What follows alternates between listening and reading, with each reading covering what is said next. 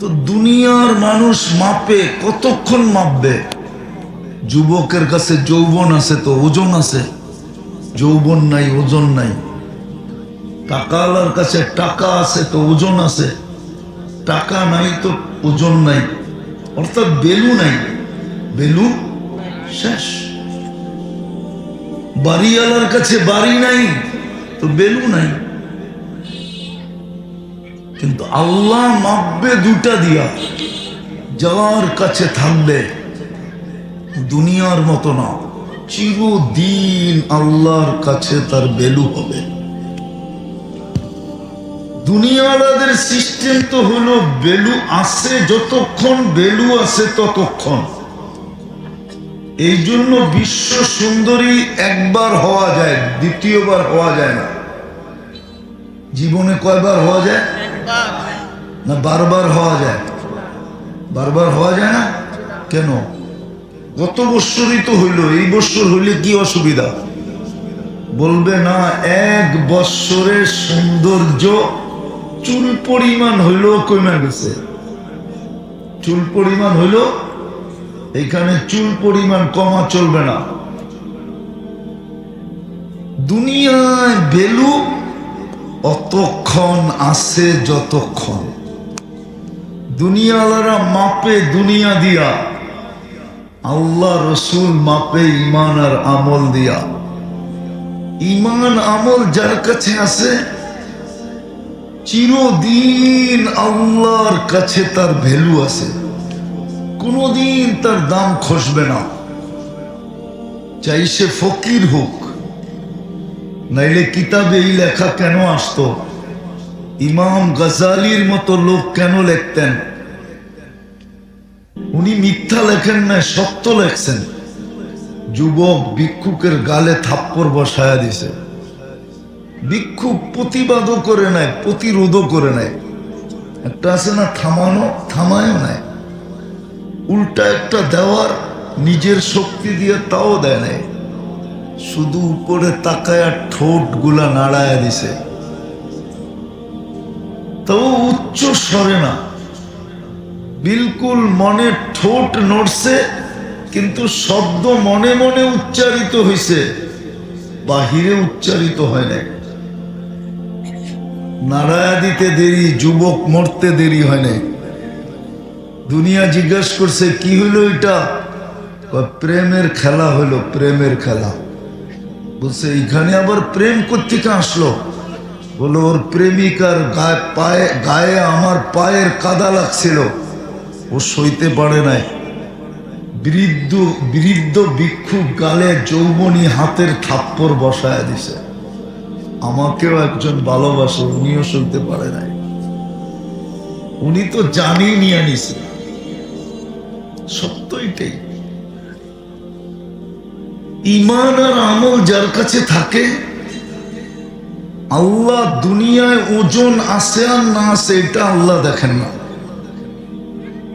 আল্লাহ দেখেন দুনিয়ার মানুষ ওজন করে দুনিয়া দিয়া।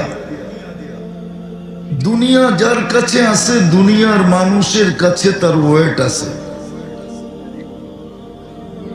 দুনিয়া নাই, দুনিয়ার মানুষের কাছে তার কোনো কি নাই, ওজন, ওয়েট নাই, মূল্যায়ন নাই, দাম নাই, ভ্যালু নাই।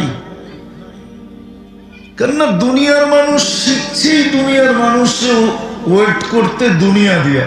কি দিয়া? দুনিয়া দিয়া, দুনিয়া দিয়া, এছাড়া শিখে নাই। কিন্তু যে আল্লাহ আমাদেরকে মানুষ হিসেবে অস্তিত্ব দিলেন, ওই আল্লাহর কাছে এটা মাপকাঠি না, এটা ভিত্তি না। আল্লাহ দুনিয়া দিয়া কাউকে মূল্যায়ন করেন না। যদি করতেন তাহলে সবচেয়ে বেশি মূল্যায়ন করা দরকার ছিল এই দুনিয়াতে চার ব্যক্তিকে, যারা সারা দুনিয়ার রাজা ছিলেন, সারা দুনিয়ার রাজত্ব যাদের কাছে ছিলেন। দুইজন মুসলমান, দুইজন কাফের, এদেরকে মূল্যায়ন করা সবচেয়ে বেশি দরকার ছিল। নাহলে আপনি কি মনে করেন নমরুদের রাজত্ব 800 বৎসরের ছিল? কত? সবচেয়ে বেশি মূল্যায়িত হওয়া দরকার ছিল নমরুদের। 800 বৎসর রাজত্ব, কোন বিরোধী পার্টি ছিল না, কোন বিরোধী পার্টি ছিল না, অপোজিশন বলতে ছিল না, শুধু পজিশন। একক রাজত্ব 800 বৎসরে। না, দুনিয়ার মানুষকে মূল্যায়ন করে বস্তু দ্বারা, কখনো রূপ দ্বারা, কখনো গুণ দ্বারা, কখনো টাকা দ্বারা, কখনো পয়সা দ্বারা, কখনো ধন দ্বারা, কখনো সম্পত্তি দ্বারা, কখনো শক্তি দ্বারা, কখনো আধিপত্য দ্বারা, কখনো নেতৃত্ব দ্বারা, কখনো এটা দ্বারা সেটা দ্বারা। দুনিয়ার মানুষকে মূল্যায়ন করেন, ওজন করেন, এটাই রীতি নীতি। কিন্তু আমার কথা মাইনা নেন, যে আল্লাহ আপনাকে আমাকে অস্তিত্ব দিছে, যার কাছে আমরা চলে যাব, এইখানে থাকার সুযোগ নাই।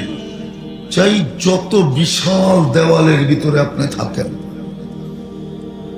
যত বড় অট্টালিকার ভিতরে আপনি থাকেন, যত প্রযুক্তি আপনি এটার ভিতরে ফিট করেন, যে আমার পর্যন্ত যেন কারো হাত না পৌঁছতে পারে, কিন্তু সত্য এটাই, থাকা যাবে না।